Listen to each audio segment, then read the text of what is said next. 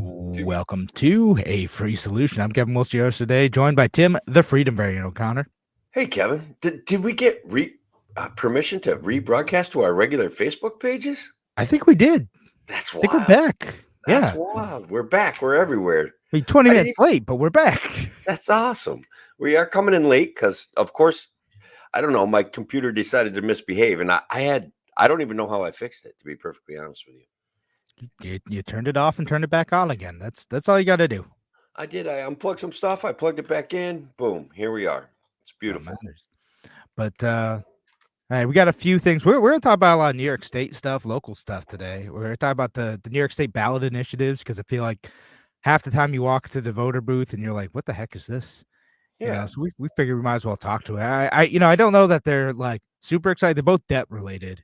Of course. So we'll talk about that. We'll talk about City of Rochester thinking of banning all short-term rentals, think like Airbnb stuff. They just had a city council I don't know, seminar type of thing on it today where you could go and speak to city council. But following that closely, and we'll talk about New York's continued record of successful tax subsidies for technology companies and how it's worked out. Oh yeah, we got to talk about that. And my hero, George Santos. George Santos, oh goodness, survives. George And then maybe we'll talk about the moral obligations involved in asymmetrical warfare and what a blank check from the United States may. I'm unhappy. I'm sad. I think a lot of people are. I think that the world is concerned. But I think it's more important to talk about these local things. Our local tyranny is more important than international tyranny, perhaps. I mean, yeah, we got to talk about that stuff a little bit. And, maybe it depends on when we get to in the show. Maybe we'll get to it in the radio show. Maybe we'll save it for the podcast portion. Right, fair enough. We'll see what we get to. But I think either way, we're going to jump in a minute. Of course, leave your comments if you got them. We'll leave them on the show. Stuff is good. But we're going to go in just a few seconds. 5.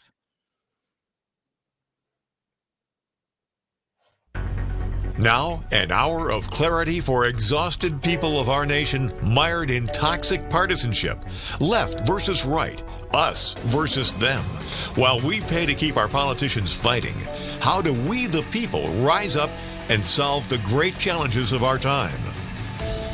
We do it by embracing freedom and liberty. There may be no such thing as a free lunch, but this hour is as close as it gets. Welcome to A Free Solution. All right, welcome to A Free Solution. I'm Kevin Wilson today, joined by Tim, the Freedom Variant O'Connor. I'm here, Kevin. I'm just right. here. Yeah, you're here. You're here. That's you're it. Doing your thing. Your technology's working. It's all good. Yeah. I mean, it's all good. It could go out on us at any moment. Why? I'm not good with technology, guys. Like it gives me stress. I'm very happy when it works. When it stops working, I kind of lose my mind. So we had a little problem with that tonight, but I'm okay now. Everything's fine. What's up? Yeah. We're all good. Doing the radio show. Thanks for joining us here on WYSL, or if you're listening online, we're back on all of our Facebook pages now. The Kevin Wilson Facebook page, the Free Solution Facebook page, the Tim O'Connor Facebook page. We're on all those places, plus YouTube, plus Twitter, plus the group, all those places. If you're listening on WYSL, you want to participate, we have a Facebook group where people post stuff and share show ideas and have discussions occasionally. Make sure you join that too. So couple things we're going to talk about.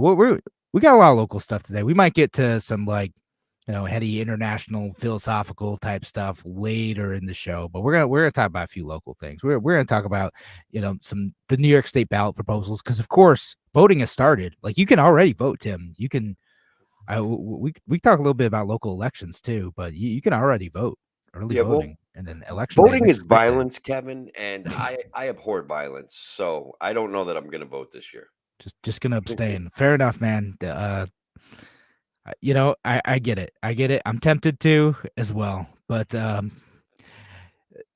we're talking about the New York State ballot proposals. We're gonna talk about a possible ban on short-term rentals in Rochester. They just had a meeting about it today.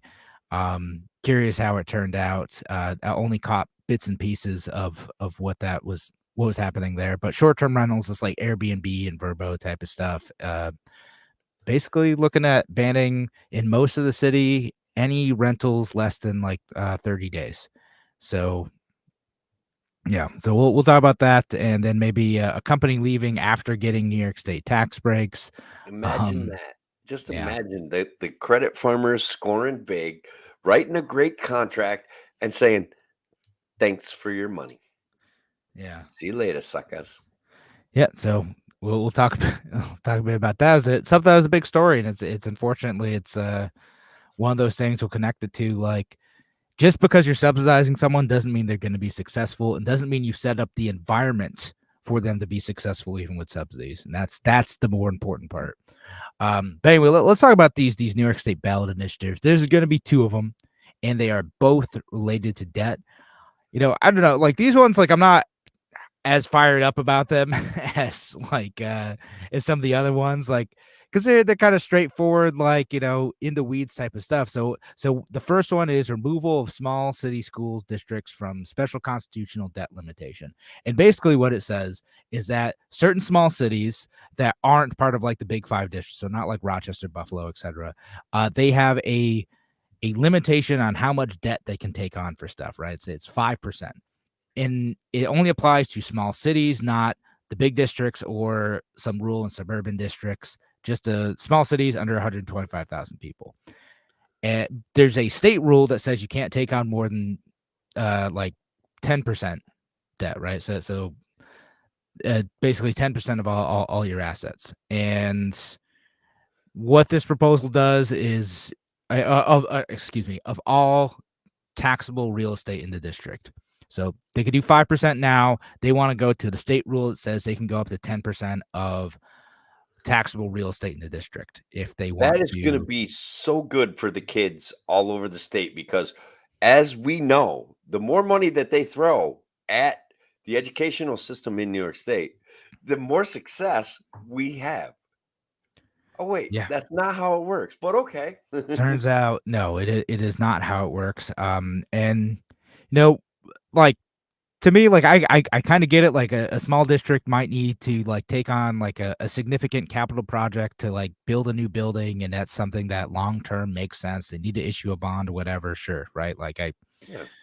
Does it okay, maybe, or people abuse it, and I uh, they take on a significant amount of debt that they're then going to have to bail themselves out with either requesting the raise taxes, which is capped by the property tax cap plus like the ballot, right? You have to vote on your taxes, or they'll and I don't know what the rules around this in New York State are, but I was just listening to like maybe a Planet Money podcast about it or something about schools going to like 4 days a week and stuff.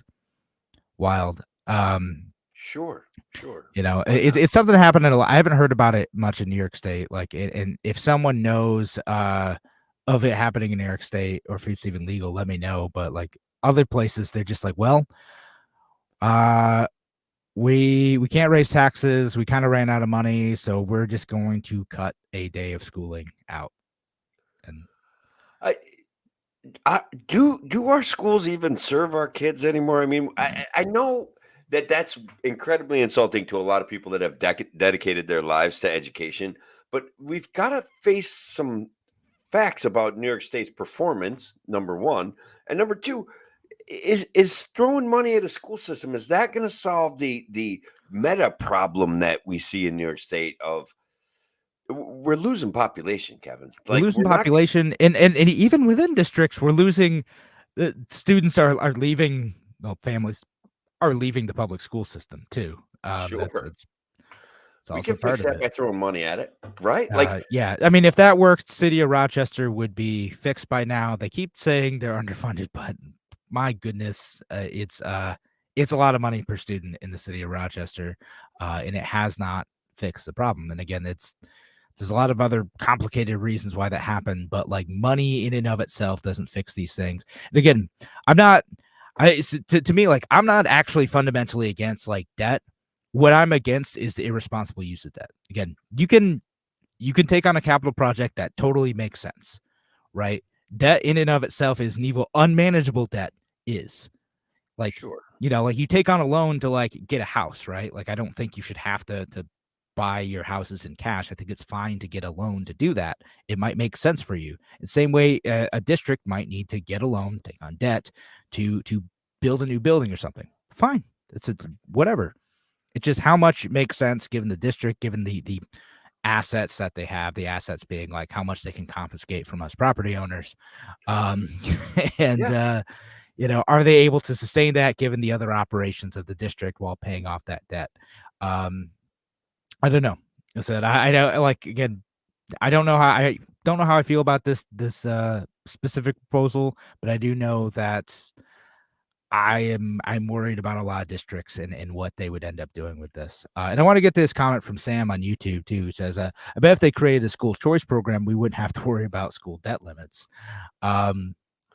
Maybe. I mean, there's a lot of if you have like a semi private school situation, like they're gonna have to go to like actual like creditors and other folks to get like corporate bonds to like do capital projects, and they're gonna evaluate whether or not they can do that. It's like a totally different process. It is. There's some accountability in that process. Exactly. And here with what we see with our local school districts, and again, this is with all due respect to people that have dedicated their lives to teaching and trying to make our situation better for our kids. We're ignoring again the meta problem of people leaving. We're ignoring the fact that one of the reasons people are leaving is because of the high tax burden already. I just don't think that, again, this just sounds to me like, all right, our local school needs a new track, right? And look, in my area, Kevin, a bunch of these schools have very nice facilities, and they still have to combine schools to get a full team of soccer players, or to get a full team of track runners, or to get a full team of That's how basketball it was players. in my area. We combined soccer teams with Oriskany and Westmoreland. Yeah, so you're from this same Yeah. situation. That area too is declining. Our area, there aren't as many kids going to school. There definitely aren't as many kids playing sports, and we're combined. My kid has to wrestle for Cooperstown, and he goes to Milford, which is great, and I appreciate the opportunity that Cooperstown has offered him. It's wonderful that he gets it, but we're not dealing with the real problems, Kevin. The real problems is the lack of industry, the high taxation, the death of farming, all of these things that we're just not paying attention to. And so go ahead, borrow more money. I don't care. Yeah, a bunch of other stuff. Again, and like a lot of districts there, I can do this. They can already do like 10% of the taxable real estate in the area. It's just specifically small cities have like this limit for this purpose, which again kind of stinks if you're a small city district.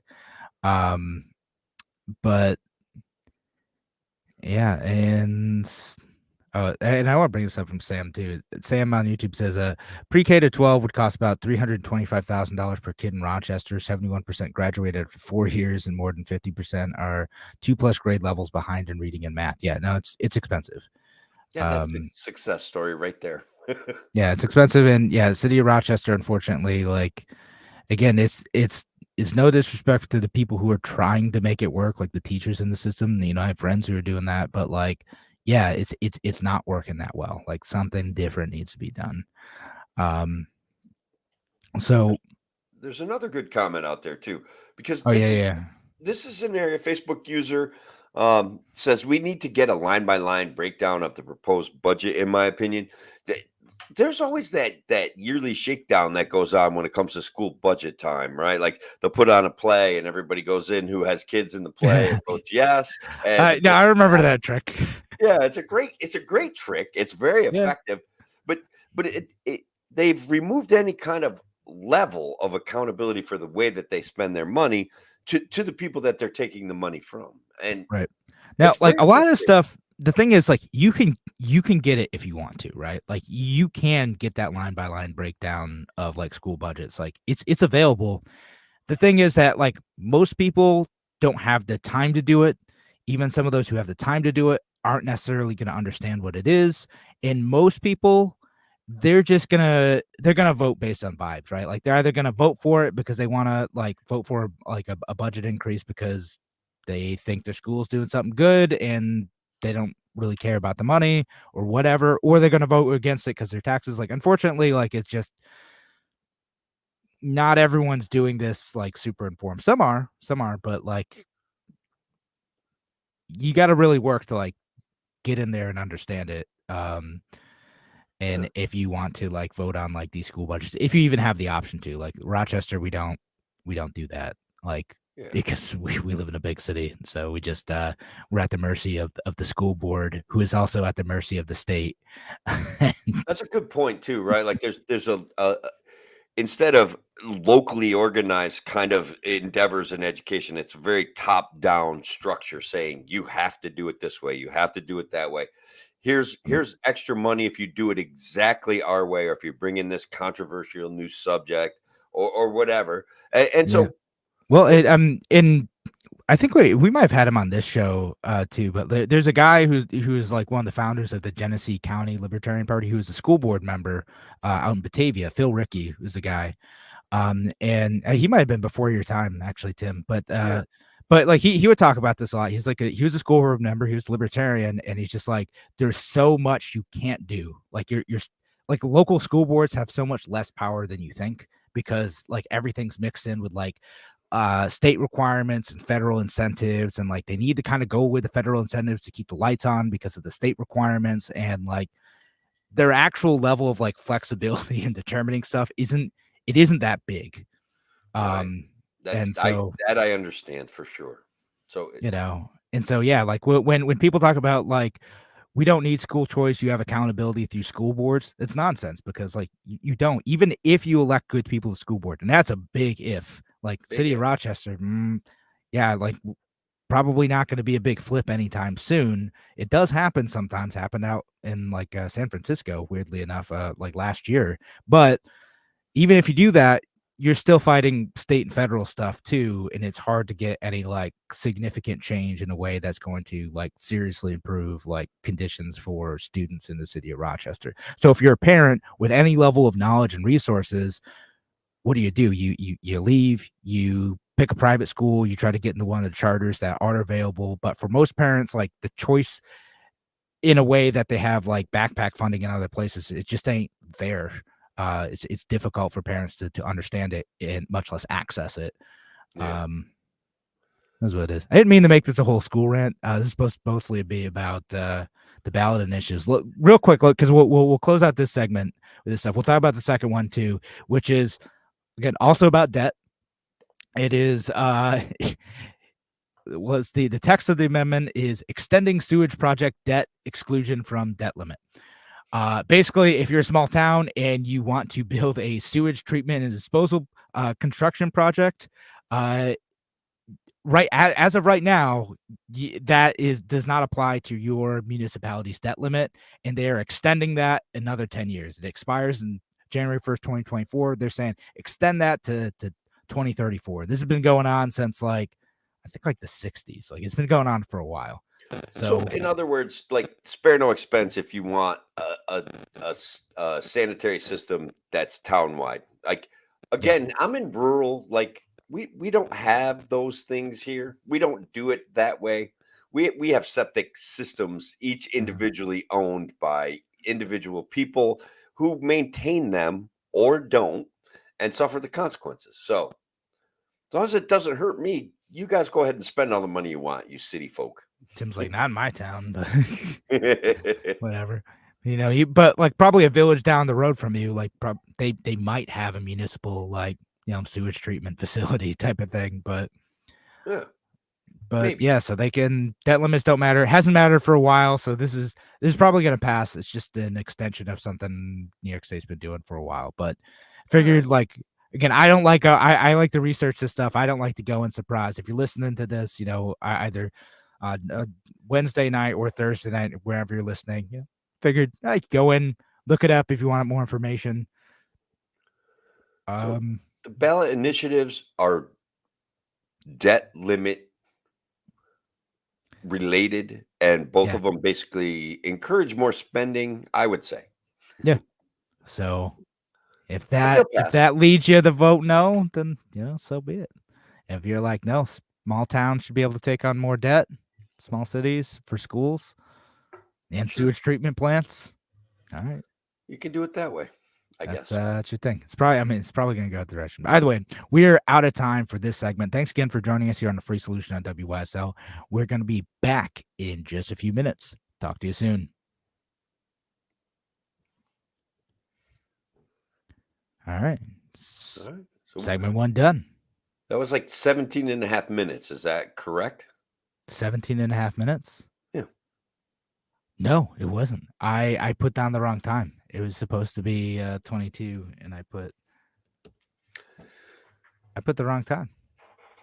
That's all right. We're gonna make we're gonna make the next segment 2 minutes longer. Okay, perfect. That's fine. I'm just glad I caught it. Like I was I'm like, it seems like we're going out early here.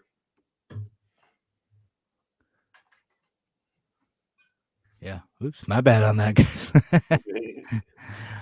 I apologize, Rochester. Yeah, I put 2030 instead of 2230. It's all right. Doesn't really matter. It's not like so back in the day when we were doing like the live show, it mattered a lot more. Also because we were syndicated, we used to be on like WENY and WACK. WNY doesn't even exist anymore. WACK stopped picking us up after we moved after the like noon spot, but they were bought by some left-leaning outfit, was my understanding.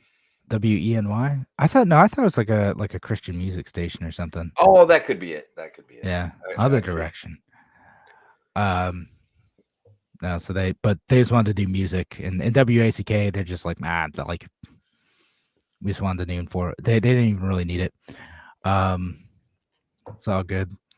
So anyway, we'll come back and we'll talk about the Rochester banning Airbnb. Now I'm gonna give some context for you folks who are listening who are out of town. I'm gonna give some context to some of this stuff and what's going on, and then talk about like what they're actually gonna do and why they're gonna do it and why it's a dumb idea. It's so dumb. Ridiculous. It's a bad idea. So that's what I would say, you know? Yeah. I would agree. All right. So we're going to go back in like 20 seconds or so. Got good comments. Make sure you leave those wherever you're leaving comments, wherever. So we're going to be back in 10 seconds.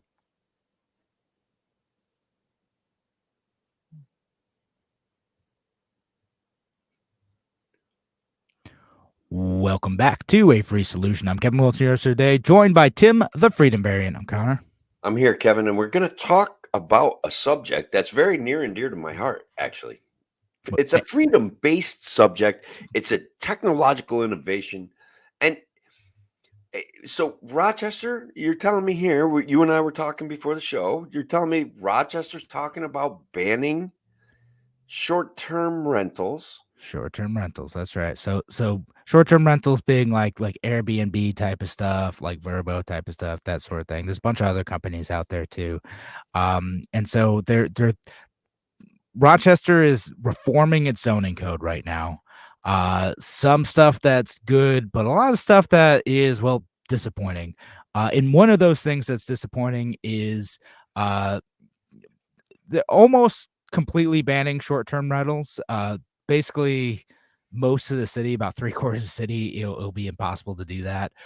You won't be able to have like tenant agreements that are less than 31 days. So, 30-day agreements, month to month, I guess not technically allowed now. Probably won't be enforced. Most of this is supposed to go after like the short-term rental market, the Airbnb folks, right? Sure. And so again, this part of this whole zoning reform process that's supposed to be happening, even though like the zoning code itself, or like the kind of comprehensive plan document that goes into this, it talks about like forming partnerships with short-term rental companies to develop like regulations and like, make sure that they're tax appropriate, and they're supposed to get a certificate of occupancy, right? So they make sure they're safe. Like, so all this stuff that's like not totally unreasonable, right? Like even as a libertarian, I'm kind of like, yeah, if someone's renting out their house as a short-term rental, like I get why the city wants to make sure it's safe. Fair Sure. enough. Like, I can quibble over whether or not it's wise regulation, but it's reasonable sounding to most people. What's not reasonable to me is effectively banning all of these things, right? Which again doesn't just impact people going on vacation in the city. It also impacts like people like nurses who are on short-term contracts, traveling nurses. It affects business people who get short-term rentals. They don't want to stay in a long-term hotel. They'd rather like stay in an apartment. And all those things are legitimate, like ways of doing business, and the city is just thinking of blanket banning them. And there's kind of two big things driving this in the city. And again, I know some of the folks are like, oh, well, like I would never stay in the city anyway. Listen to WSL. Like, well, yeah, like, but it's not for you though. It's like for, again, people traveling, people on business. There's lots of great stuff in safe neighborhoods. This is a thing that makes sense for some people who don't necessarily want to like stay out in Henrietta and drive in 30 minutes every day. It's just not what makes sense to everyone. But two main reasons driving it. So one is uh it's like a kind of safety and neighborhood disruption issue, right?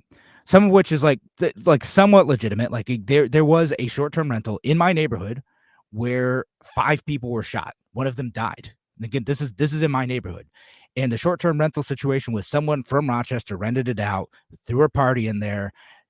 They're not supposed to do that anyway. That's like against like Airbnb's like terms of service. They're not supposed to do that. They got kicked off of all the platforms after this happened. But like someone threw a house party, there's a fight, people got shot. People don't like house parties when that type of thing happens. That's not what's happening in most situations though, right? If now let me ask you this though, Right. Kevin. Just to put it out there, had this house party happened at somebody else's house, I mean, let's say it didn't end up at an Airbnb. Could Right. could the same like net result have happened? Is there occasionally parties in Rochester that get unruly? I guess is what I'm saying. There is. There is. It Imagine is. that. It is a thing that happens in Rochester, Yeah, unfortunately, far too often. Sometimes house parties get out of hand and there's violence. Like that's a thing that happened. It is not exclusive to short-term rentals.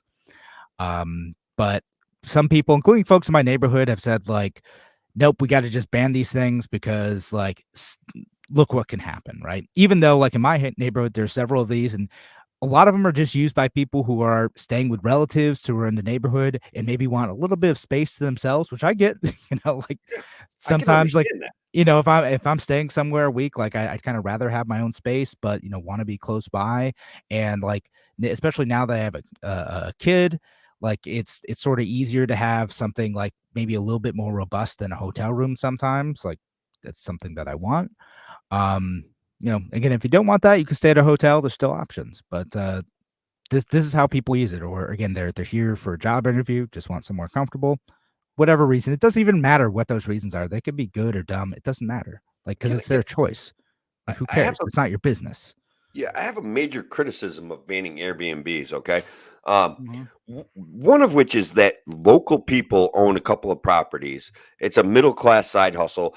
They've already basically made renting out property, so tenuous and difficult that the only way for a middle class person to have this kind of property owning side hustle is to do it through Airbnb. They ban them. Where are these people going to end up going? They're going to have to be if they're still going to come to Rochester, they're going to end up staying in hotels. And who does that benefit? That doesn't benefit a local property owner, some middle class kid with a side hustle. It doesn't do anything. It just ends up making big, powerful corporations richer. Like I could Yeah. just see like Holiday Inn going in there and be like, you know what, you guys need to do, ban Airbnbs, and then, oh But that's kind of yeah, like what they did in New York City. That's totally it. It was the hotel lobby being like, "Oh, these short-term rentals are causing so much trouble. You should ban them." And no, yeah, it was totally a money play. Now, like the hotel industry is a bit less robust in like the city of Rochester. There's only like a few big hotels, but that's part of it. And like it's weird because like that sort of segues into the other justification where it's like, oh, it's these big property owners who are renting out dozens of short-term rentals, and they're just using those to rake in profit, and because they're doing that, it's making a housing shortage, and that's why the rent is rising in Rochester. No, it's Okay. not Yeah. because it's impossible to build anything here in Rochester. It's because those greedy property owners are just turning all the good rental property into short-term rentals. Tim, what do you think of that? Well, as I may have talked about this very subject on this very show, because locally we have houses falling into the ground, and one of our solutions to the declining population in New York State is to ban Airbnbs. Now we're a touristy area, um, and so we haven't banned them yet, but we've put moratoriums on them having more, and we still it hasn't solved any of the problems. The schools are still shrinking. There's still houses falling into the ground in the areas where the moratoriums are in place. Like you can go through the village of Milford and you can see 3 or 4 houses that are falling in the ground. Nobody has any interest in them. Now, I'm not saying that Airbnb necessarily solves that problem, but Airbnb could solve that problem. And Right. and so we get caught up in this virtuous cycle of, oh, those guys are taking something from us. They're not. Most of the people that have Airbnbs have families here. Like this is the part that confuses me. So Like, there's a lot of them. Again, I like because I know folks who do have like a lot of properties too, but they live here. yeah, They're just business owners in the area, and some are like bigger, some are smaller, and like a lot of times that's an incentive to improve a property too. Like they have like a property that might otherwise go into somewhat disrepair. Like now there's like a business reason to keep it up and to improve it, to invest in it, and that's yeah, good for the housing stock because a lot of times these short-term rentals too, like sometimes they'll stay a short-term rental for like a couple years and then they'll rent it out for a couple years too. Like the stuff moves around. yeah. And that's the point of keeping this like flexible too, because like you will go where like the market takes you. Is there a higher need for short-term rentals? Then they'll do that. Is there a higher need for like longer term housing? People will do that. They will go where the market incentivizes them to go. I can again actually attest to exactly what you're saying. Um, I bought a house that was falling into disrepair that nobody wanted. It had been on the market for months. I bought the house. I cleaned it up. I rented it out to Airbnb, um, baseball people. Made a decent amount of money. Decided that that wasn't really for me, and because that's how I roll, like, and I Mhm. sold it, and now there's a family with 2 kids living there. So, like, it was an absolute net positive. Had I not taken that risk, made a little bit of money from Airbnb, this thing probably would have still be falling in the ground. Like, it would be gone by now. Like I Yeah, took right. a big action there. I took a big risk. I got a decent payoff for it, sure, but there was a lot of risk going into that. Like, Tim, I mean, and Tim, you're allowed to make a profit if you're adding value. I Like, know I and I should know you already apologize know for that. that, right? Like, it's Big money. if someone is adding value to a community, it is good if they make profit. It's fine if they make profit. I don't like it when they're not adding any value and they're raking in a bunch of money. But if you're adding value by improving a property, that's a good thing. Thank you, Kevin. I Yes. was feeling pretty good about it, but now I feel even better. That's great. Capitalism is a good thing, Tim. Yeah, But we made a substantial investment in this property too, and it was yeah. really a very much a net positive for the entire neighborhood. Yeah, absolutely. And so like again, part of this reason of being like, well, it's taking good housing off the market. That's nonsense. Again, and there's an easy way to fix it too. There's an easy way if we do have a housing shortage. Let's say short-term rentals were actually causing housing shortage, which I don't think is true. But if they were, we can fix that. All we got to do is make it easier for people to build stuff. That's it. That's the whole solution. Just let people build stuff. Crazy. I That's know. you're Like insane, Kevin. just That's have not a how bunch of any of stuff this works. that's like built by right now. Like to build a single family home on so many properties, you have to get like a half dozen variances just to do that. It ends up costing a ton of money just to build what is a normal home in the neighborhood that looks like every other house. To build an apartment building is a whole rigmarole where you have to go and get all this community input and do several redesigns and dedicate some of it to like, affordable housing. And you can't have over a certain amount market rate. It ends up being bonkers instead of just letting people build stuff, because we've seen in like there's now some substantial evidence worldwide what happens when you liberalize zoning laws. When you make it easier for people to just build stuff, rents go down. Not like stop growing, they actually go down. Like it makes it cheaper to live places. All you got to do is let freedom happen. You just let people build stuff and make it easy for people to build stuff. Again, not talking about like just getting rid of all like safety precautions, none of that stuff. Just like, hey, this is an area where there's demand for apartments. Let's just build apartments based on like all the other codes that exist and safety regulations that we have. That's it. Because it's not the safety regulations that are killing people, it's everything else. That seems pretty simple, Kevin. I don't see how it could possibly be successful without the virtuous hand of government stepping in and, I don't know, messing it up somehow, which they already have. No, I mean, they probably will. Everyone wants to have their piece in there. And again, that's, and like some of these folks, like some are well-intentioned where they talk about like, well, like we don't have enough affordable housing. Again, the solution to that is to just let people build. Housing will get cheaper. But I would grant them the good intention of like, we think that there should be some like low income housing in this area. Like they think they're doing good, Right? But they're not, but they think they're doing good. Right. And then there's the folks who are like, who don't want to build because they're, you know, worried that if enough housing gets built there, the property prices will go down. And that's, you know, yeah, the whole other thing. Well, I've wandered down the tenants' rights issue before too, when it comes to this homeless crisis. Okay, this Right. too many people, not enough places to live, kind of thing. And when I look at tenants' rights and I look at the risk of renting a room to someone, it's astronomical. It's completely unfair, So and another reason why people are going to short-term rentals, it feels less risky. it is less risky. I'm Yeah. going to be perfectly honest. I had other types of rentals when I was younger, and I lost my butt. It was miserable. It was awful. It was horrible. You can't get rid of people. They destroy your place. There's no like criminal punishment. There's no financial remuneration for it. It's brutal. It's absolutely brutal. And people who do it are crazy, right? Like they're Yeah. so if we fix these things with freedom and individual property rights, and we take care of people, like a property owner that's renting out a room is not making a killing. They're not some vicious profiteer, rent seeking, enemy of the state, hating their neighbor. They're just trying to make ends meet, like Yeah. it's ridiculous where we are in society about this, and who gets the benefits and who doesn't. And I'm not saying it to be mean. A lot of this homelessness is because people are afraid to rent out properties, take any risk at all renting out properties.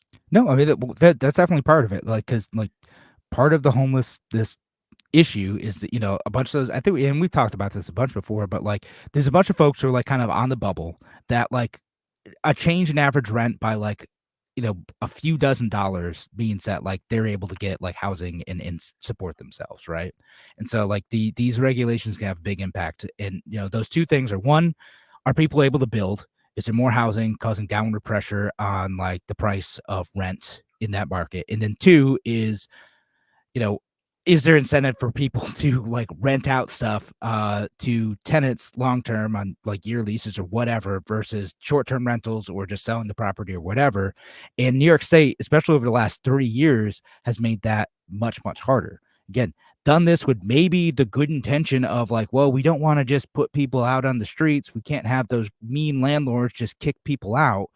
But then you have a lot of people, and again, I saw this happen to my neighbor, for goodness sakes, like who are just like, they own one or two properties, and suddenly a tenant doesn't pay rent for a year. They can't evict them. They destroy the place. It's going to take tens of thousands of dollars to fix it up.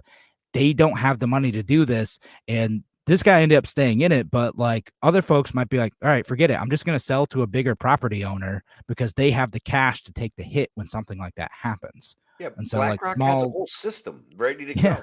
They'll come right in, Right. And so that's what ends up happening. And that's how it ends up benefiting the big guys. And then it ends up helping the very people that like the progressives say they're mad at. So it kills me. That's a fantastic point, right? The law of unintended consequences, right? Where we're going to stop the rich people from making money off of renting out shabby homes to poor people. So now poor people are on the streets, middle class people are struggling, and taxes are going ever higher. And thank you for your kind, benevolent, nonsense. Your good intentions do not matter consequences do. That's what's important. Anyway, we're heading up on break now. Thanks again for joining us here on A Free Solution on WYSL. We're going to be back in just a few minutes. Talk to you soon. All right. We got 17 minutes on that one. Okay. And that's good, right? Yes, that's good. Okay.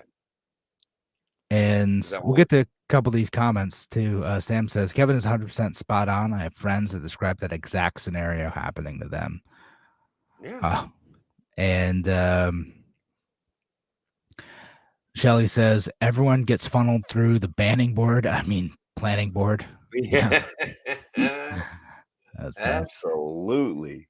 Nice. They have like seekers for everything now. Every little small business has to file as some sort of seeker. There's a short form seeker and the long form seeker, and like no small business is going to go through the extensive process of a long form seeker. So if they don't have the right to do a short form seeker, that's it. They're not coming. They're not going to open up businesses, and that's what New York State's lacking, right? Like the entrepreneurial spirit, the basic freedom to develop your property the way you want to. It's like wild times, man, and they just don't wake up to it, even though guys like us are trying to tell them. Yeah, there are ways that we can make things better. It just requires a lot of like peeling back again.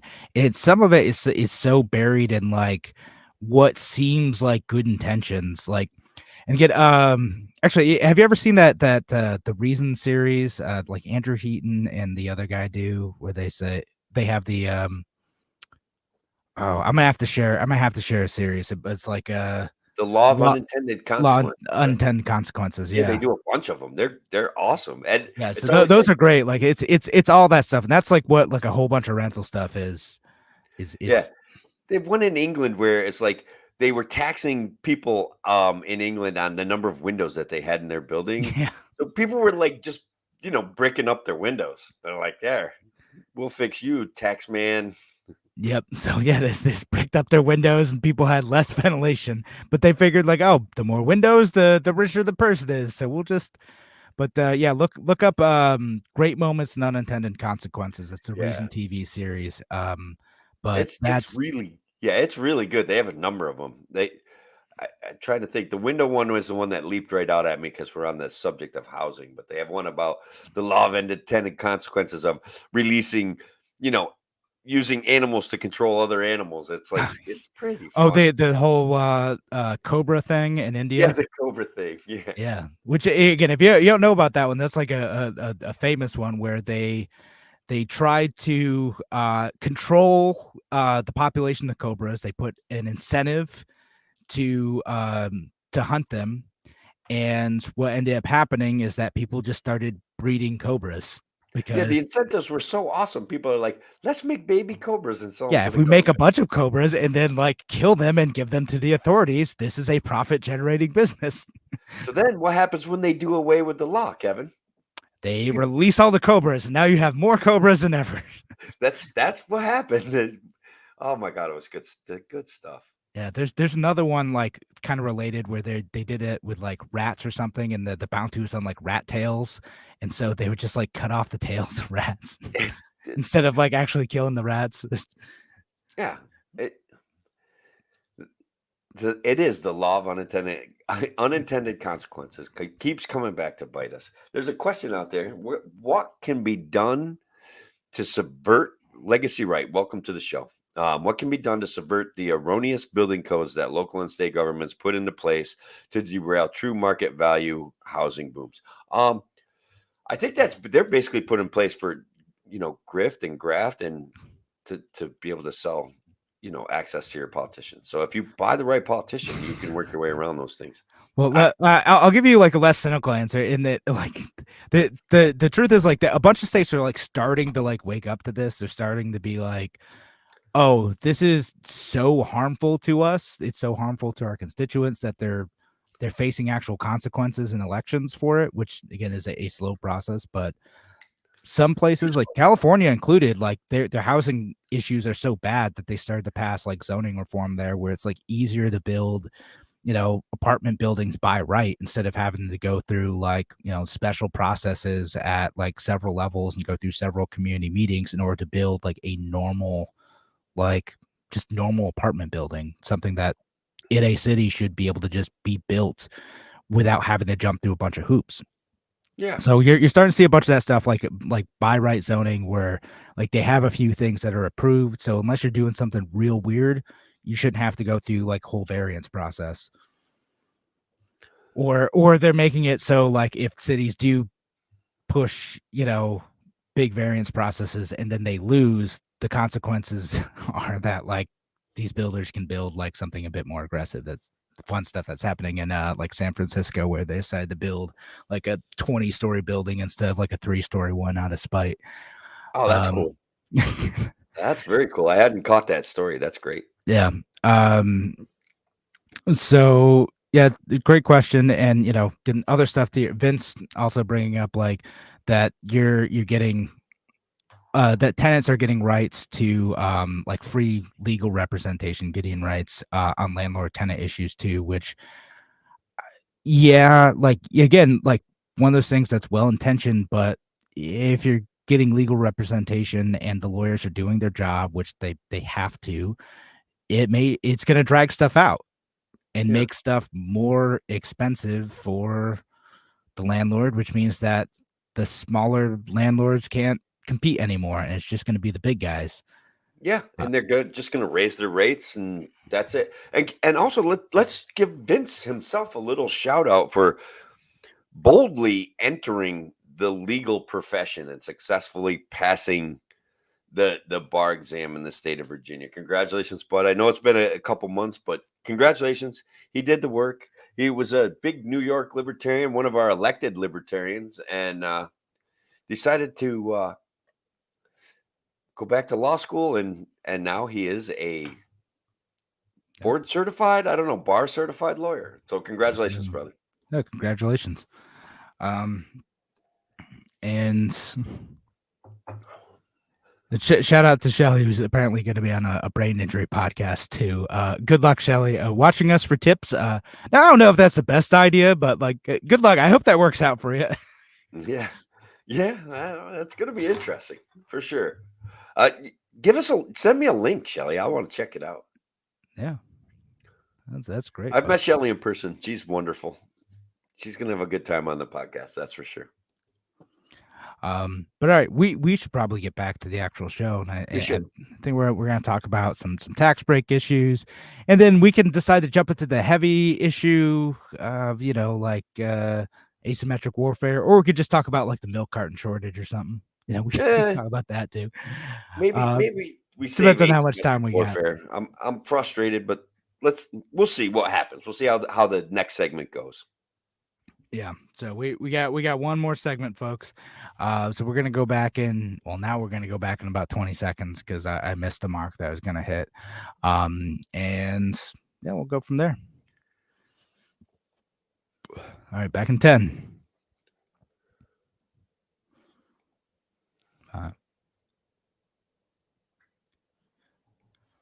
Welcome back to A Free Solution. I'm Kevin Wilson here today, joined by Tim, the Freedom Marion O'Connor. How's it going, Kevin? I'm here, man. We're here. We're doing the thing. We're talking about zoning.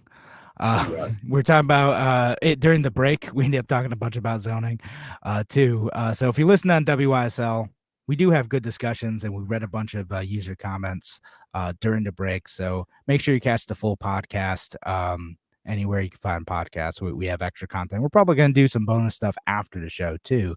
But this segment, we're moving on from short-term rentals and banning those and all that stuff, and we're going to talk about another big project that got a lot of hype in Rochester. Unfortunately, it's not working out. The lithium recycling stuff, Li-Cycle in Rochester, they're supposed to bring 275 jobs to Rochester. They're supposed to get millions of taxpayer dollars in loans and stuff, and now they just it's not working. There's supposed to be a big thing in East Bend Business Park, and they decide that they're going to pause and review. And we bring these up occasionally just because, again, this is a big thing. Like Chuck Schumer came out and they touted all the politicians are there, big exciting thing, and then just poof, it's done. It's a wild event that politicians can't figure out, that credit farming is one of the most lucrative forms of business, that people will take government money to do a study to see if a business like LICORP could be feasible. They'll even go so far as to break ground, and then when their profit from getting money from the government is maximized, and they realize that their business model is horrible and that it was always horrible, boom, this is what happens, right? They just say, oh, the numbers aren't working out anymore because of inflation, or because Russia invaded Ukraine, or some other nonsense, and they have Yeah. clauses in their contracts that allow them to escape Now, without penalty. so in actually in this case, it's sort of like the best case scenario, because there's before a lot of this money got distributed. There's a lot of hype about it, but like they didn't get the federal money yet. They're supposed to get it like soon. They're supposed to get all these pilot breaks and all this stuff, and then it just stopped. But and I bring this up. I still want to bring it up anyway, because what usually happened is what Tim talks about is like what with like the Tesla stuff out in like Buffalo, right? Like in a bunch of other places too. Like what usually happens is they get a bunch of money, they start building something, they operate at a loss for a few years, and then they either ask for more money or they're done, right? Like, and unfortunately, like that happens like way too often. So what was that? The Syracuse project, Sun Microsystems, Micron. Okay, yeah, they were promising ahead of the election 50,000 jobs. After the election, they're like, nah, maybe it's going to be more like 2,000. And now it's like, we don't even know if it's going to get to 2,000 jobs. Like, and they got big government money from New York State, federal money, and all sorts of stuff. Like it's just wild. No, they got a bunch of, maybe it'll end up working out. Maybe it'll end up being good. Like there's a bunch of these projects, and like I know like the promoters of these things, they'll be like, well, you don't pay attention to, you don't talk about the projects that work. And I'm like, well, yeah, it's like sometimes they work, but it's like y'all overpromise so often. And like even the ones that do work, they end up like, if they even meet expectations, like it's just barely, or they come close to it, and like we kind of drop it off the radar. And those aren't the ones like people get real mad about, including us, right? Like if you're like, okay, we created 3/4 of the jobs, like everyone kind of just says like, well, good enough. And like including us sometimes, because again, it's like there's so many of these things that we're like we don't even hit all of them, but like it's stuff like this. It's again in this case better because it stopped, and this is from like Congressman Morelli said the Department of Energy hasn't released any $375 million loan. It said no money's been involved yet. No public money is going to be involved until we get answers, till we can get back to the point where we're doing construction and back online. So again, at least that's fair enough. Perhaps my criticism was a bit too pointed for this particular situation. It's just we've been through it so many times, Kevin, that I honestly forgive myself. Yeah, no, it's fair enough. Like, well, it's about to get there, right? It's like getting like the county stuff would have kicked in as soon as like 100 people had jobs, right? Like, and all the county pilot tax breaks and the commuter stuff. And I think like the bigger point of like all this is actually that what we need to do is make sure that the environment is better for New York State for these types of companies to succeed. And I've hit this before, and again, I've talked to like county ledge folks and like other folks, state level folks who've said like, well, it's necessary. I know we don't like it. I don't like it. You don't like it. I get it. But like, that's the only way businesses will come here. So we just got to give them a little something to get in, So that's why Comida is necessary. That's why like the state tax breaks are necessary. That's why we got to throw all these dollars at companies to try to get them to come here to build their factories. And long term, it's going to work out. I promise, bro, it's going to work out. They don't use bro, but like they might as well. I'm hearing bro in my head. But like, I promise this time it's going to work out. This time it's going to be perfect, bro. Yeah, no, bro, just one more subsidy, bro. Um, and but yeah, like, but again, like they're not like everyone's kind of committed to like the short term solution. Like, okay, well, just one more subsidy, we're gonna get them in, and then we're gonna have money, and then we can fix the environment, like, and then everything's gonna be great. But like, we never get to that part though. Like, even for the people who want to, and a lot of people don't want to fix the business environment in New York. They think it's good. They think that's what holding businesses accountable looks like, right? That's what like people paying their fair share looks like. Oh, you're doing that so well, guys. I don't know if the I know radio audience, it's terrible for radio because like they yeah, can't see the quotes the radio, making, but like I think you could hear them. yeah, I think the radio audience probably gets a sense of it. But Kevin can be very expressive, and he was doing a little bit with his voice, but he was bringing the whole package there. There was this complete and utter disgust expressed at the government with his last little tirade, and I feel like I'm rubbing off on him. I feel like I'm having an effect. Was It's always there. beautiful. Every once in a while that comes out just because like I don't know, like I get sick of this stuff. Like I get sick of hearing like these excuses all the time.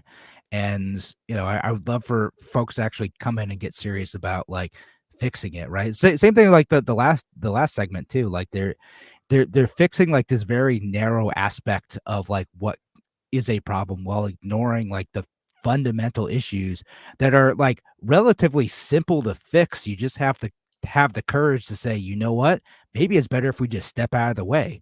But that's for a lot of politicians, that's more frightening than the status quo. Stepping Sure. out of the way is scarier than letting people do their own thing, because what if they do something weird or dangerous or like something that just doesn't benefit me as a politician? Yeah, yeah, yeah. That's it. Yeah, I get it, man. It drives me crazy. And then too, when I look at these pilots and these credit farms and these situations, I always wondered like, how does a someone who has a successful business in New York State not lose their freaking mind and just want to leave the state and go someplace else to get the same kind of sweetheart deal because they're paying the freight for this stuff. Yeah. No, I mean well, that's the thing is, right? Like, so like a lot of businesses, like you try to get in on it, right? And some people like they care enough about the area that they want to start businesses. They find ways to make it work, even if like if they were in an easier environment, they would make more money, they'd be more successful, they would hire more people, right? And so like some of like what the damage looks like isn't always the business not opening. It's also sometimes the business not hiring 3 or 4 more employees that they could hire, that people, would go to if they, had the opportunity, or, those employees making a little bit less than they otherwise might to support their family and support other businesses. Yeah. And that's some of the like the unseen stuff that we don't always get, when we think about like that at like an economic level. It's not always like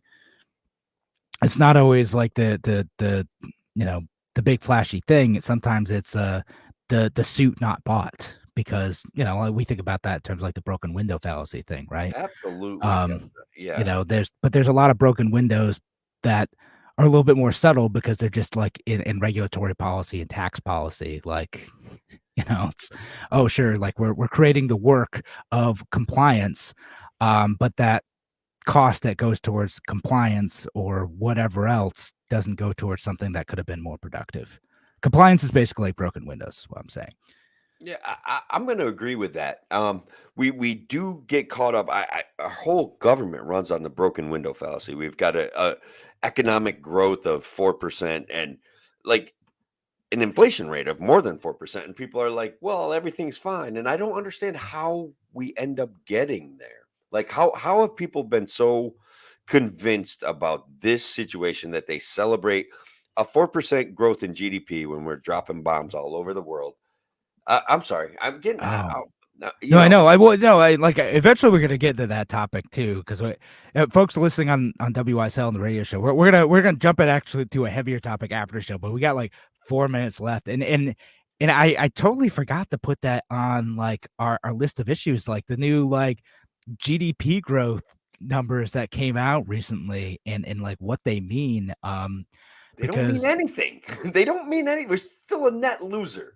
But Right. people Well, don't. look, I mean, but like you call the Biden people like, look, this is Bidenomics. Look how great our economy is doing. We're not in a recession because look, we have growth. But the problem is that growth kind of comes concurrently with inflation. And they're like, but inflation is down, except for if you count all the things that like really matter and we spend a bunch of money on, like housing and food and like energy. Like if you Energy, yeah. ignore all those things that If are you going up. And people are like, why does the US have the best inflation rate in the world? And it's like, because those other countries count those things in their inflation rate. Like, what Yeah. is wrong with you? How long, how many lies can you be told and Yeah. still keep going? Like, I don't get it. Right. And people are scratching their heads like, oh man, it's so weird because normally when the economy's doing this good, people say the economy's doing good, but like now, for some reason, people think the economy's doing bad. Why is there the difference? And You it's like, sound oh like yeah, Paul Krugman. maybe all the consumers are just too stupid to realize the economy's good or people are too polarized. Or hear me out, maybe you're measuring the wrong thing and like the personal situations of a bunch of people don't match up with these macro numbers that don't actually mean anything for families living it day to day. Well, Maybe. $20 for a Big Mac, $15 for a Big Mac meal. I mean, inflation is real. It's devastating our economy. And look, even the auto workers signed this great contract. But when I look at how much inflation that they have suffered, they're just like the rest of us. The contract doesn't really look that good. It's just like you're trading dollars. Like maybe they picked up some nice benefits. I don't know, but Yeah. inflation is undercounted as a theft of value. And you got guys like Paul Krugman, a Nobel Prize winning economist, parroting the talking points of the Biden administration. And frankly, if I was that guy, I would be embarrassed, but he just keeps going. He's like, we solved it. Inflation is down. It's like inflation is, first of all, not zero. It's down from a really high percentage to a slightly lower percentage. So it still Right. exists. You got to love the folks who are like, look, inflation over the last 6 months is down. Mission accomplished, boys. And I'm like, wait, okay, let's zoom out a little bit more and see how we're looking. Mission accomplished is perfect because that's Yes. exactly the kind of vibe I'm getting. The mission accomplished of heading into a 20-year war. It's like, whoa, you guys, this is bad. But arguably, I don't know how to convince more people. Like, we already have smart people in the audience. We already have smart people that listen to us on the radio. We already interact with smart people on Twitter that understand the things that we're saying. But how do we reach other people with this message, Kevin? Keep trying, I guess, right? Yeah, keep trying. Yeah. No, just gotta keep doing this. And we only have like 30 seconds left. I wanted to get this comment from Paul Andrew on Facebook. Said these are the same people that think we need an inflation reduction check for economic. Oof. Yeah, it's Oh, true. well, that's always True, though. always kills me. Like, oh, yeah, here's more money to deal with inflation. All right, now I don't know what you do about that, but and yeah, Sam says, what do we do? Like, comment, share on social media. Yeah, share the show, folks. We would Appreciate it. that for sure. Yeah, get the word out. All right, so we're out of time for the radio show. Thank you, WYSL audience, for listening to A Free Solution. We will be back next week. Have a great night, folks. Take care.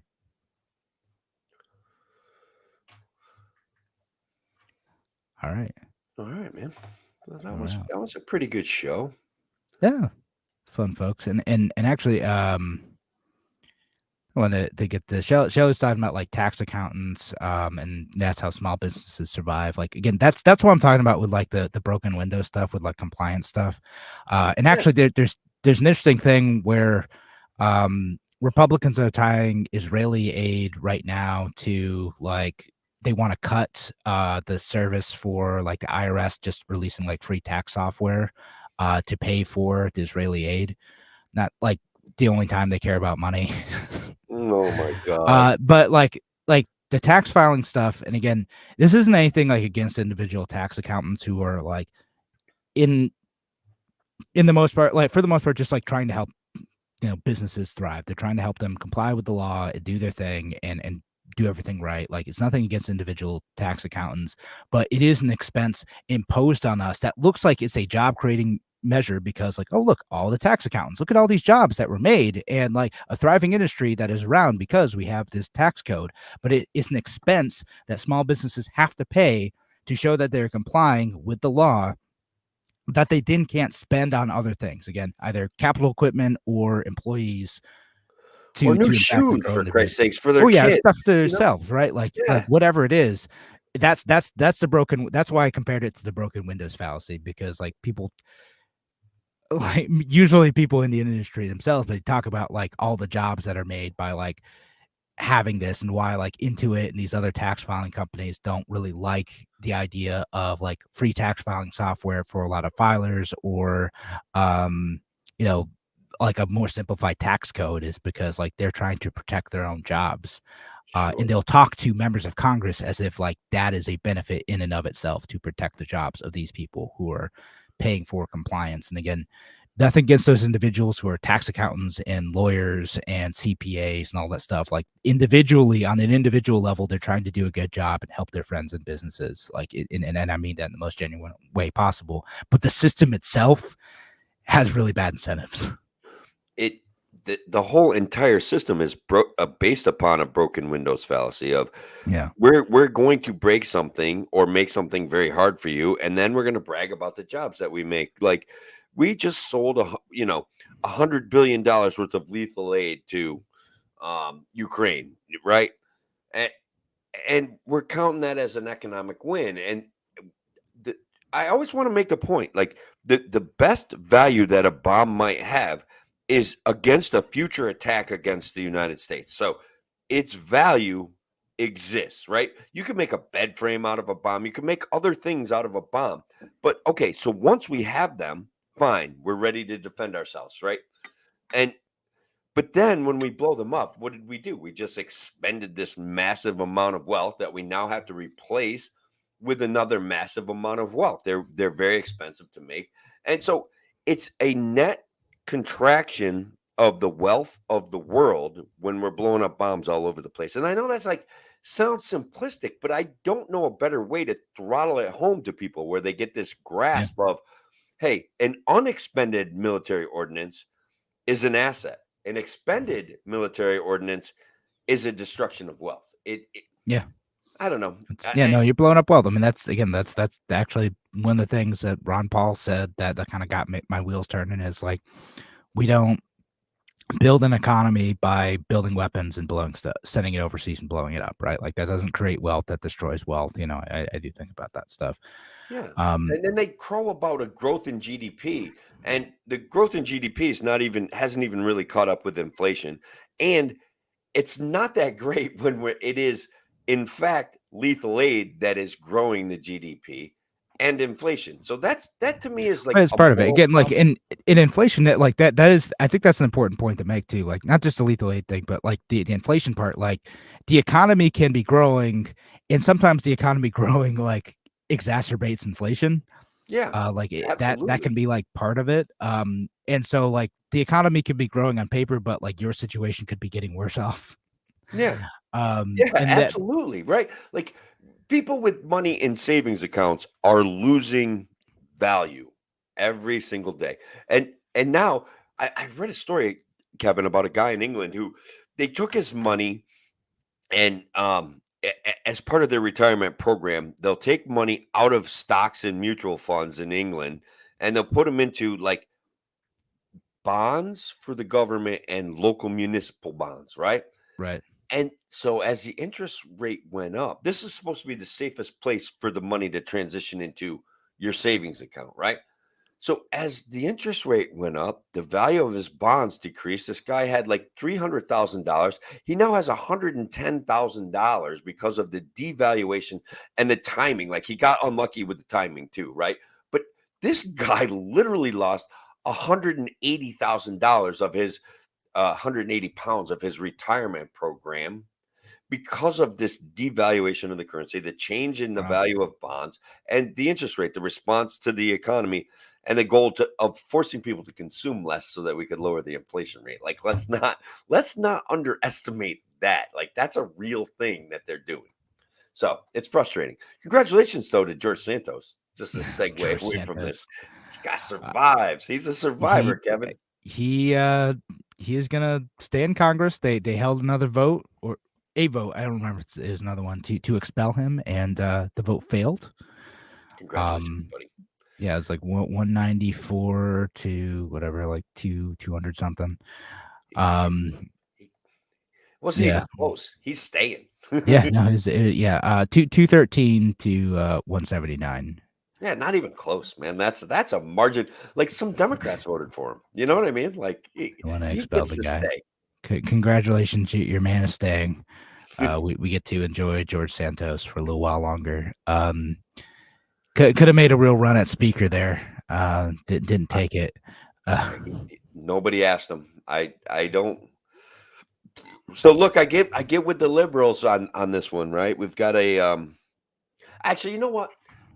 If you let me, I'm going to keep talking about the war in Israel and Palestine because I'm very frustrated with it. But no, go ahead. All right.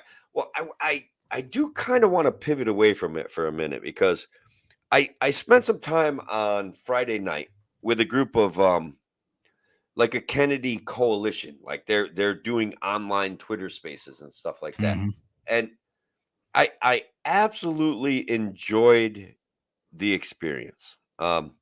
I enjoyed their hopeful exuberance. I enjoyed talking with them. I made the points that you and I often talk about, where Kennedy's just a guy that's going to substitute his package of cronies into this system that's already dysfunctional. And they're like, yeah, but he's the right guy to do it, And I'm like, I get it.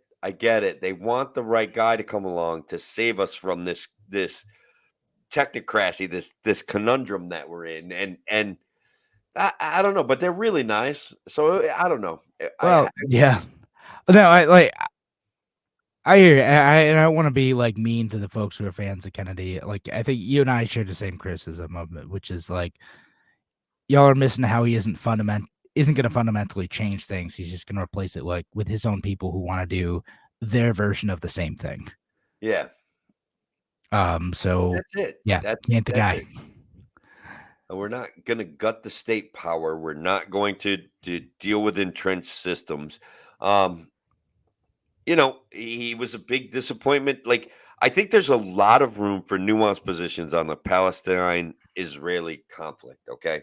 And his position wasn't particularly nuanced. Like, it wasn't particularly.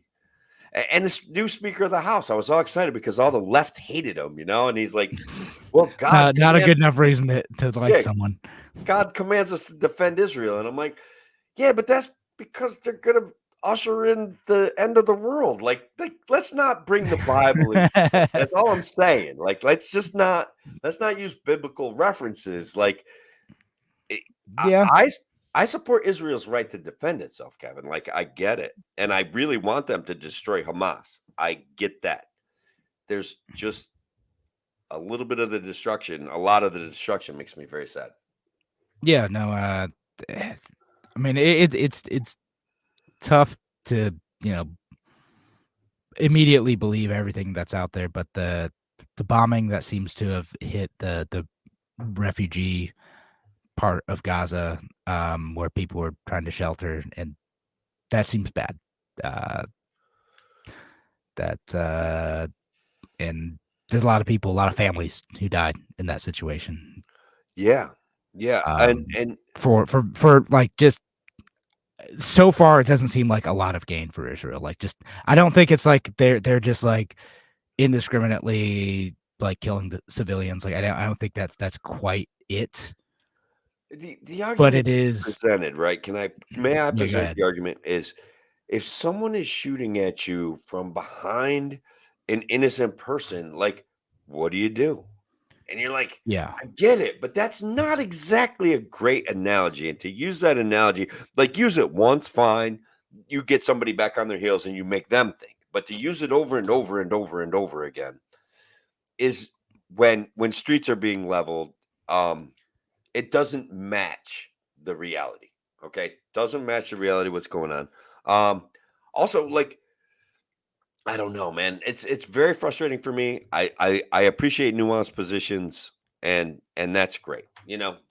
I think that when it does come to war, hard choices are the reality. And when one government pledges unlimited resources for you to fight the battle, wage your war any way you want to, I think that that concerns me that morality gets tossed out the window there. I don't know, Yeah, like no, it does too. Like it's and I have to like weigh this against like I know some people like I don't fully buy the argument that Israel is engaging in like a genocide campaign. Like there's a bunch of folks sure, who are making that argument that, oh, they're just trying to wipe Gaza off I the agree. map and like kill everyone. Like that's not really how they're engaging in it.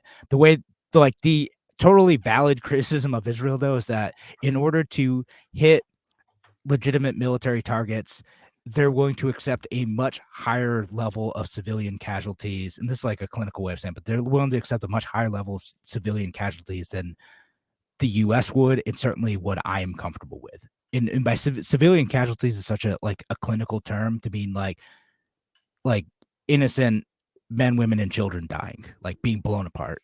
Yeah. Um, like in like families like mine who are just trying to like live their lives. And I know they're trying to go after legitimate military targets in a lot of these cases because Hamas like has tunnels underground and they hide their munition stuff in schools and churches and hospitals and all this stuff like because Hamas like sucks.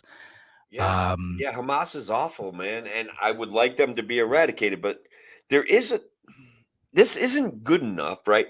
Even if the United States and Israel supported Hamas in the past, what they were doing in the past was building schools and holding elections, right? So right. when we supported them, that's in part what they were doing. Sure, it was a destabilization strategy, right? Where it separated Hezbollah from Hamas.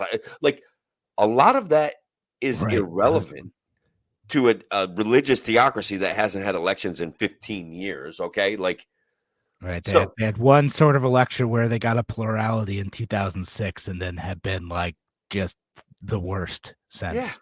yeah, they're just awful. So, yeah, I would love it if Hamas was eradicated. I don't know that I don't know that they will be. It's No. hard to exterminate an idea, right? Even Yeah. if the And idea it's is one of those vicious. things too, again, like every time like something like that bombing that happened with that refugee camp, like how many people were radicalized because of that? How many people are so angry because their family, their brothers, sisters, nieces, nephews, whatever died that they're willing to go and like follow the most radical people to try to exterminate the government that did this. Um See, that's common sense, but then there's a whole faction of the United States that are going to call you a Hamas sympathizer for those expressing those kind of views, yeah. and I thought that we were No, better. I know, like, people do that too, like, like, kinda like, it's so weird. I mean, I did see that, like, there's the old, like, Jon Stewart when he was on The Daily Show sketch where, like, he tried to, like, talk about the Israeli-Palestine conflict, like, this must've been, like, the intifada in 2006. Tried to talk about it in a nuanced way, and just every time he talked, like, a group of people would come up and yell at him. That's uh Yeah. and so, like, I saw that making the rounds, and that's kinda how it ends up being, right? Like, I mean, we talk about it on the show, but, like, yeah, it's unfortunately, it's people feel very passionately about picking a side in this, and to me, it's like, there's a bunch of innocent people caught between a bunch of, like, terrible, terrible folks, They're getting tossed Hamas being into a one of meat them. grinder, bro, They're like getting tossed innocent. into a meat grinder, and, Yeah. like, the Israeli citizens, the people of Palestine and Gaza, they're getting torn up, and, like, I get, like I tend to actually be somewhat more sympathetic to, like, the Israeli government side, but it's, like, every time they do something like that, where they make maybe the hard choices that I'm just, too cowardly to make about trying to eliminate a existential threat to, like, their existence.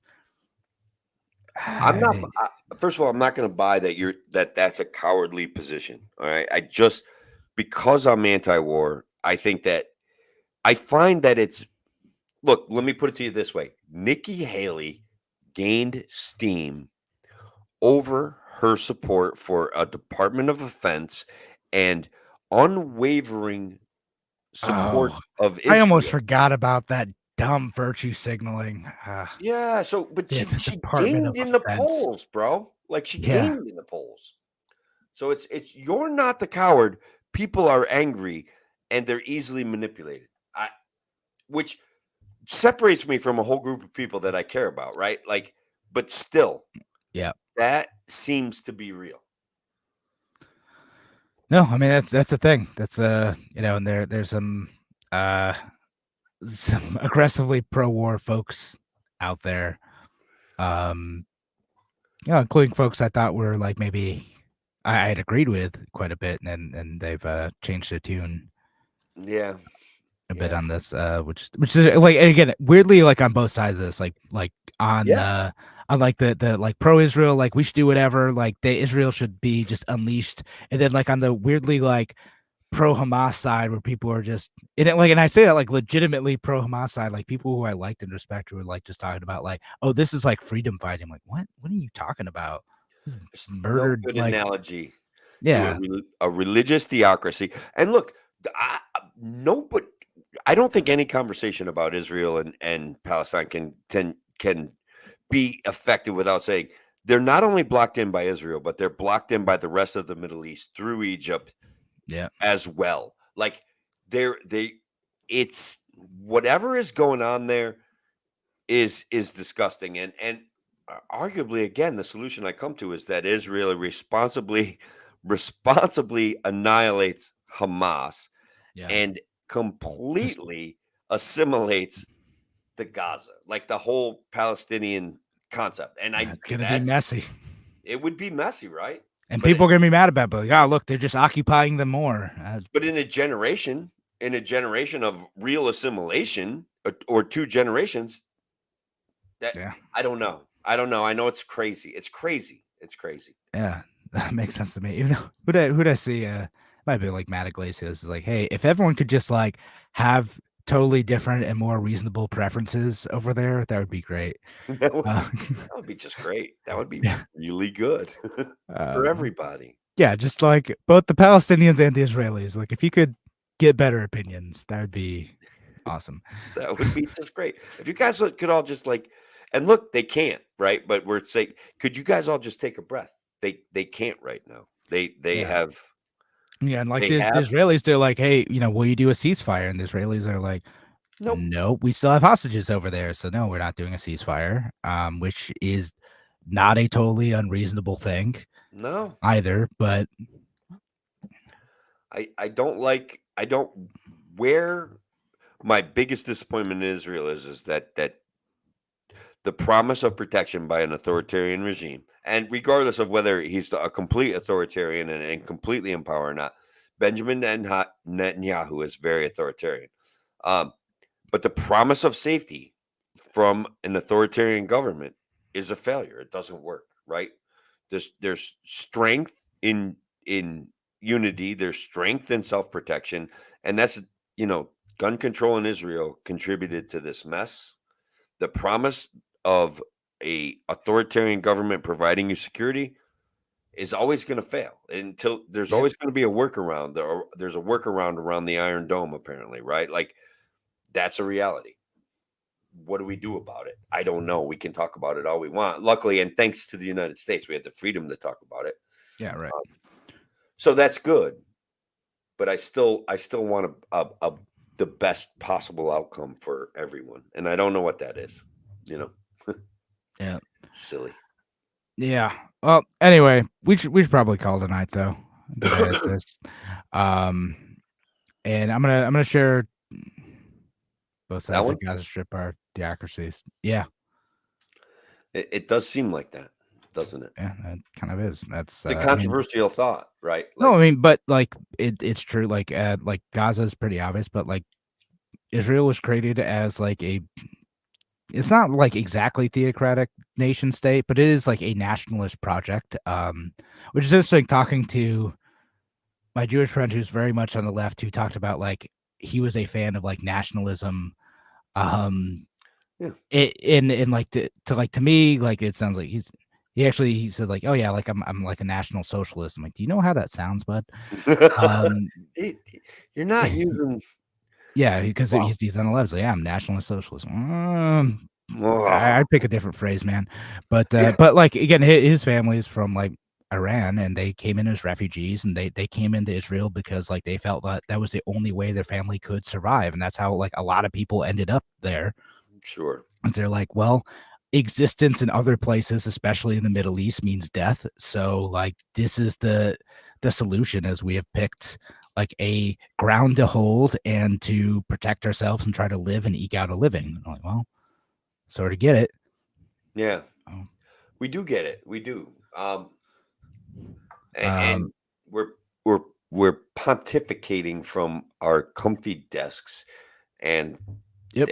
it's a beautiful life that we have, and so I'm sad when I see people have not the same opportunities that we have, to just philosophically discuss for 25 minutes their Right. problems, right?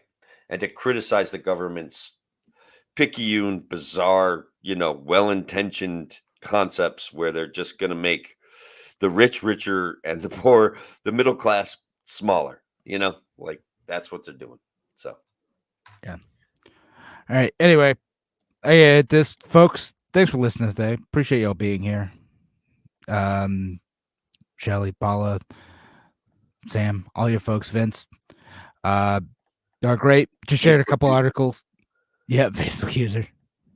Love your Facebook user. Appreciate y'all being here. We're gonna call it a night. Take care, folks.